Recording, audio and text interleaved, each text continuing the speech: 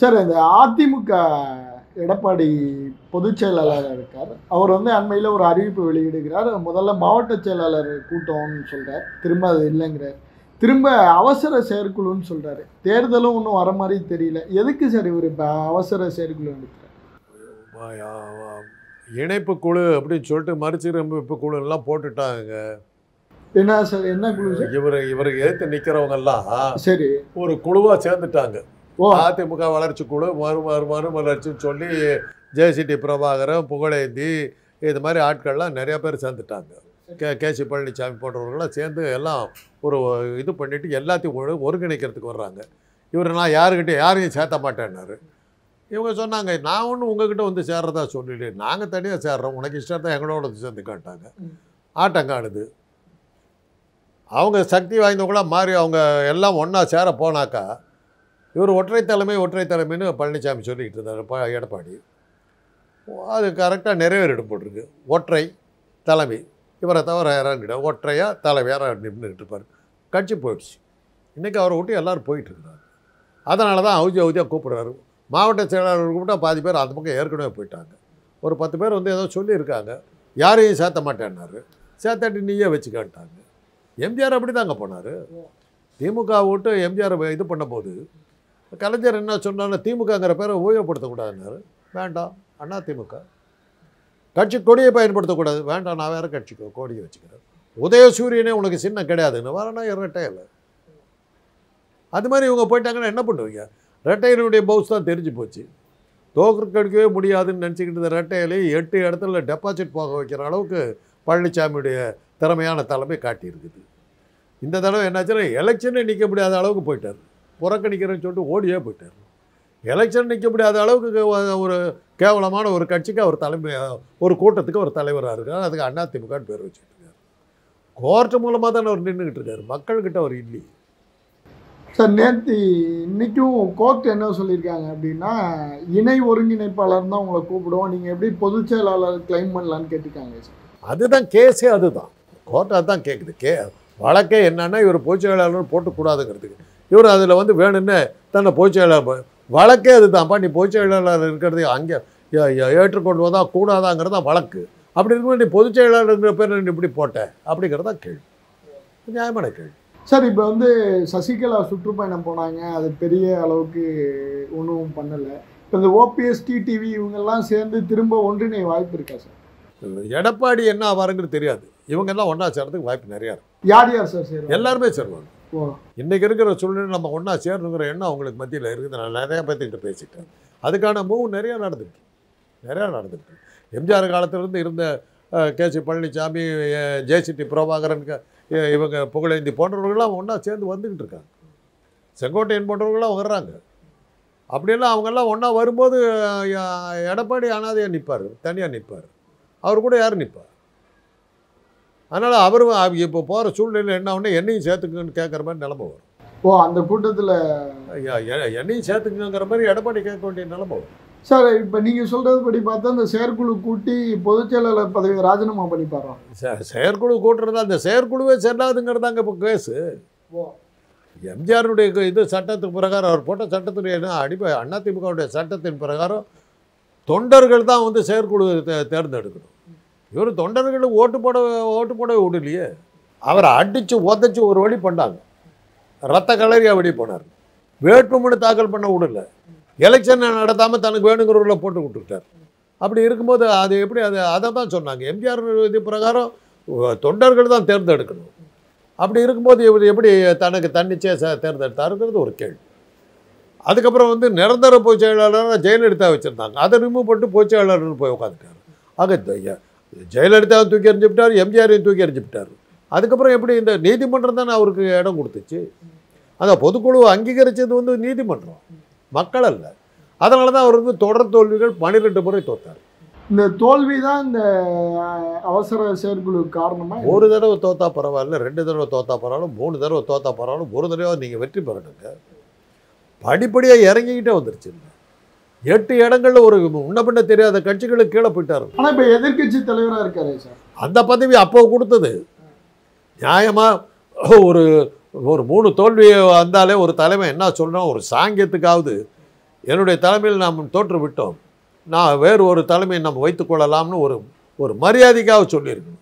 அப்புறம் நம்மளே ஏற்பாடு பண்ணிக்கணும். நான் சொல்லித்தரேன் அவருக்கு, நாமளே ஏற்பாடு பண்ணணும். அது மாதிரி சொன்ன உடனே தொண்டர்கள் கூட்டத்தில் நம்ம ஒரு 500 பேர், ஒரு 500-600 பேர் நம்ம காசு கொடுத்து வச்சுக்கணும். தலைவா நீ போயிட்டா நான் உலகமே இழந்துடுவேன், நான் செத்து போய்டுவேன், தீ குளிப்பேன் அப்படின்லாம் சொல்லி இது பண்ணவுடனே தொண்டர்களுடைய ஏகப்பட்ட வேண்டுகோளுக்காக நான் அவர்களுடைய கோரிக்கையை ஏற்று நானே தொடர்கிறேன். அப்படி இந்த டெக்னிக்ஸ் பண்ணிட்டு வந்துட்டு போயிடலாம். இல்லை, அதை கூட செய்யலையே அவர். சார், இந்த மாவட்ட செயலாளர்கள் கூட்டம்லாம் வச்சுருந்தாரு, அதில் வந்து தோல்விக்கான காரணம் பேசுகிறப்ப யாருமே சுதந்திரமாக பேச இல்லைங்கிற யார் இவர் தான் கையை காட்டுவாங்க. ஒரு பேச்சு திறமை இருக்கணும், ஆளுமை திறமை இருக்கணும், ஒரு கவர்ச்சிகரமான தோற்றம் எதுவுமே இல்லாத ஒரு ஆசாமிக்கு சசிகலா கொண்டு வச்சதுக்கு காரணமே இவர் ஒன்றுத்துக்குமே லாய்க்கு இல்லாத ஒரு ஆசாமி சொன்னால் இறங்கிடுவாருங்கிறது. ஆனால் அவருடைய சாமர்த்தியம் வந்து பதவியில் எப்படி நீடிக்கிறதுங்கிற ஒரு விஷயத்தை அவருக்கு தெரிஞ்ச மாதிரி எந்த அரசியல்வாதிக்குமே தெரியாது. அந்த அளவுக்கு அவர் அந்த இப்போ எடப்பாடி அவரை வந்து நம்ம அதிமுகவினுடைய ஒரு பொதுச் செயலாளராக தொடர்றது கஷ்டம்னு நினைக்கிறீங்க? அவர் கட்சிக்கு இருந்துக்குவாருங்க. அவர் கூட அந்த ஜெயக்குமார் இந்த மாதிரி ஒரு 5-6 பேர் இருக்காங்களா, அவங்களுக்கு பொதுச் செயலாளராக இருந்துட்டு போகணும்னு விட்டுருவாங்க. இப்போ இவங்கெல்லாம் வேற கட்சி தொடங்கிட்டாங்கன்னா அவங்க பெரிய கட்சியாக போயிடுவாங்க. இவர் எடப்பாடி தனியாக உட்காந்துட்டு இருப்பார். அப்புறம் அவரே போய் கேட்பாரு, என்னையும் சேர்த்திங்க கேட்பாரு, அவ்வளோதான். அந்த கட்சியில் எடப்பாடியே சேருவான்னு சொல்லி. ஆமாம், அவரை போய் கேட்பாரு, என்னங்க எல்லாம் சேர்த்திக்கிட்டு நம்மளை பார்த்துக்கூடாது. இப்போ கூட அவருக்கு வந்து ஒரு பதவி கொடுக்குறேன்னு சொல்லுங்க பாருங்க, கட்சி கழிச்சிட்டு வந்துடுவார். அவருக்கு வேண்டியது வந்து அரசாங்க காரு பங்களா இதெல்லாம் கொடுத்தீங்கன்னா அவர் வந்துடுவார். அமலாக்கத்துறை பிரச்சனை வரக்கூடாது. அவ்வளோ. சார், இப்போ அண்ணாமலை பதவி ஏதோ ராஜினாமா பண்ண போகிறாரு, உங்களுக்கு ஏதோ தகவல் வந்துச்சு?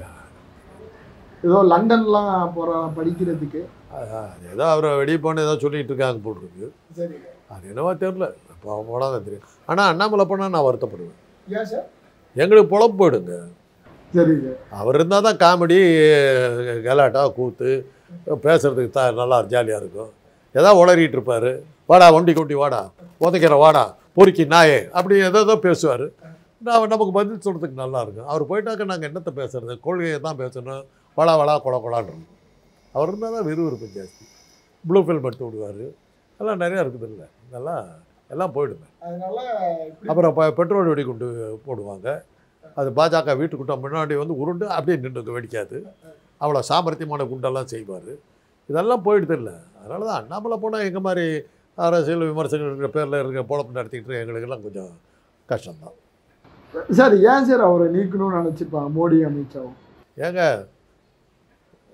ரங்கநாதன் தெருவில் சாதாரணமாகவே லட்சக்கணக்கில் கூட்டம் இருக்கும். மோடி அந்த ரோட்டில் போகிறாரு, அன்றைக்கி ரங்கநாதன் தெருவே காலியாக இருக்குது, அங்கே கூட கூட்டம் வரல.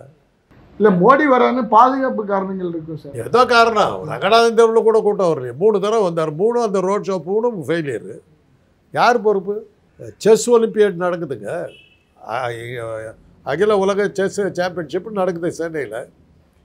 பிரதம மந்திரி மோடி வர்றாரு, மாநில இது முதலமைச்சர் ஸ்டாலின் வர்றாரு. ஸ்டாலினுக்கு வெளிநாட்டு பிரதிநிதிகளும் எந்திரிச்சு கை தட்டுறாங்க. மோடியை யாரும் சேர்ந்த கூட இல்லை. யாருடைய தப்பு? அவங்க கட்சிக்காரர் அதை அரேஞ்ச் பண்ணிட்டாங்க. நீ பண்ணியிருக்கணுமில்ல. மோடி அவமானப்படுத்தின எத்தனை தடவை தாங்க இவர் அவமானப்படுத்த. ரோட் ஷோ அதே மாதிரி தான், சரியாக பண்ணலை, அவமானப்படுத்தி விட்டேன். இதெல்லாம் பார்த்தாங்க. கட்சி ஜெயிக்காமல் போகிறதுங்கிறது வேற ஒரு விஷயம். நம்மளையும் சேர்த்து கேவலப்படுத்துகிற முறையில் இதெல்லாம் போய் சொல்லியிருப்பாங்க. அமித்ஷாவுடைய ஆளுங்கிறதுனால அமித்ஷா இதுவரை அவரை காப்பாற்றிட்டு இருக்காரு. இல்லாட்டி போனால் அவருக்கு இன்றைக்கி இருந்திருக்க மாட்டேன். அமித்ஷா தான் மோடிக்கு எகேன்ஸ்டாக இது பண்ணி விட்டுறாருங்கிறாங்க. சரி, இப்போ அந்த லண்டன் படிக்க போகிறதுலாம் சும்மா கதையா சார்? லண்டனில் போய் இவர் என்னத்தை படிக்க போகிறார்? இவர் ஸ்கூலே படித்து முடிச்சாரா, ஐபிஎஸ்ஸாக சந்தேகங்கிறாக்கா. அது மாதிரி இருக்கும்போது இவர் எந்த போய் லண்டனில் போய் படிக்க ஒரு ஸ்காலர்ஷிப் கிடச்சிருக்கு, அதுக்காக படிக்க போகிறேன்னு சொல்லி எனக்கு கூட ஸ்காலர்ஷிப் இப்போ பிரின்ஸ் சார்ல்ஸ் அமிச்சார். பக்கிங்காம் பேலஸ்லேயே தங்கிக்க சொன்னார். நான் வரலன்ட்டேன். வசதி இருக்காது, பக்கிங்காம் பேலஸ் அவ்வளோ கன்வீனியன்ட்டாக இருக்காது, நான் வரலன்ட்டேன். சார்ல்ஸுக்கு ரொம்ப வருத்தம், என்னங்க இப்படி சொல்லிட்டீங்கன்னு. இல்லைங்க, அது போல் அண்ணாமலை அனுப்புகிறேன் பார்த்துக்க விட வேண்டியது தான். நீங்களாம் இருக்கீங்க, அப்புறம் பப்ளிசிட்டி கொடுக்குறது நீங்கள் இருக்கீங்க, போதாதான், அவ்வளோதான். சார், அந்த இடத்துல வேறு யாரை சார் ரீப்ளேஸ் பண்ணுவாங்க? பாஜக தலைவர் இல்லாத கட்சிக்கு யார் தலைவராக இருந்தான்னாங்க வானதி சீனிவாசன் கேட்குறாங்க. அப்புறம் நயனார் நாகேந்திரன் வர்றாங்க. ஒரு வகையில் பார்க்கும்போது பாரதிய ஜனதா கட்சியினுடைய ஒரிஜினல் பேர் வந்து பார்ப்பன ஜனதா கட்சிங்கிறது தான். அதில் பார்ப்பனர்களுடைய ஆதிக்கத்தை ஒழிச்சவர் வந்து அண்ணாமலை. அதனால் இன்றைக்கி நான் பிராமின்ஸும் ஃபுல்லாக வந்திருக்காங்க. அதனால் நான் பிராமின்ஸ் ஃபுல்லாக வந்ததுக்கு பிறகு பாரதிய ஜனதா கட்சியினுடைய அடிப்படை ஆட்டமே காண்டு போயிருக்கு.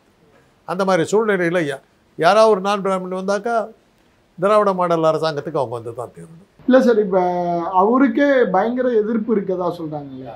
அண்ணாமலைக்கும் இருக்குது, இப்போ பின்னாடி வர வானதி சீனிவாசன் அவங்களுக்கு ஆதரவு இருந்தால் தாங்களே எதிர்ப்பு இருக்கிறதுக்கு. அவங்களை ஆதரித்து யார் நின்னாக்க அவங்களை எதிர்த்து யார் போயிட்டு இருந்தாங்க.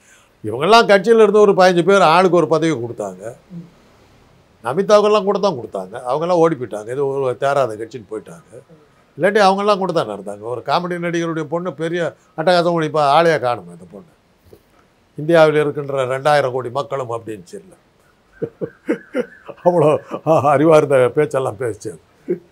அந்த மாதிரி ஆளுங்கள்லாம் இப்போ காணல. இல்லாத கட்சிக்கு யார் இருந்தால் என்னங்க, என்னை கூட போடலாம், நான் கூட ஆஃபர் பண்ணுறேன். பிஜேபி போகிறீங்க? எனக்கு கொடுத்தா எடுத்துக்கேன். ஓகே. இல்லாத கட்சிங்க டெல்லியில் போய் அந்த பில் பாஸ் பண்ணுறது, கான்ட்ராக்ட் வாங்குறது, இதெல்லாம் பண்ணிட்டு இருக்கலாம். ஆட்சியில் இருக்கிறவங்களும் அப்படி போல நடத்திட்டு போகலாம். அதுக்கு தானே அந்த கட்சி. சார், இப்போ அதிமுகவோட கூட்டணி வைக்க தான் இவங்க அண்ணாமலையே கழட்டி விட்டு தான் சொல்கிறாங்க சார். அதிமுகவே இல்லை, பழனிசாமியோட வச்சுருந்து என்ன இருக்க போகுது? என்ன சார் இப்படி சொல்லிட்டீங்க? ஒரு எதிர்கட்சியாக இருக்காரு, அவரை போய் இப்படி சொல்லுங்க. இப்போ அவர் அந்த எதிர்கட்சி தாங்க இப்போ அது எப்படி போச்சுன்னு நீங்களே பார்க்குறீங்க. நான் சொல்லணுமா? உண்மையை சொல்ல போனால் நீங்கள் சொன்ன செய்தியை தான் நான் சொன்னேன். ஒரு எதிர்கட்சியை போய் இப்படி சொல்றீங்க. எதிர்கட்சி போய் என்ன சொல்கிறீங்க? எதிர்கட்சி ஏன் எதிர்கட்சின்னு ஏன் சொல்கிறீங்க?